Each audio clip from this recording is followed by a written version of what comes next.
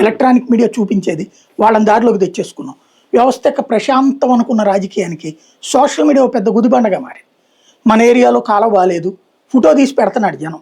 ఇప్పుడు పెడితే నిన్ను లోపలేస్తాడని భయపెడుతున్నారు. రోడ్డు బాగాలేదు, ఇదివరకు ఫోటోలు తీసి రచ్చ చేశారు కదా జగన్ విషయంలో. అలాగే ఇంతకుముందు కేసీఆర్ విషయంలో రేవంత్ చేశాడు కదా. మరి ఇప్పుడు రోడ్లు మొన్న వేశారు, మళ్ళీ చిల్లు పడిపోయినాగా. అసలు 6 నెలలకి ఏడాదికి రోడ్లు పడిపోయిందండి. నువ్వు వేసిన రోడ్డు ఎన్ని లక్షలు ఎన్ని కోట్ల రూపాయలు ఖర్చు పెట్టుంటావు ఓ రోడ్డుకి. అప్పుడు అట్లాంటి కాంట్రాక్టర్ని సెటిల్ చేయాలా ఏంది ఇదంతా కథ? ఇదంతా మీడియా మాట్లాడటం మానేసింది, రాయడం మానేసేసి.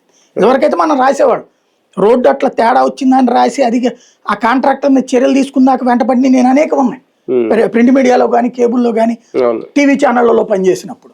అట్లా అన్నటువంటిది దాన్ని అప్పట్లో కుంభకోణం అనేవాడు. ఇప్పుడు ఇది లమ్మకోణం అయిపోయింది. ఏం లేదు, ఎవడు పట్టించుకోడు.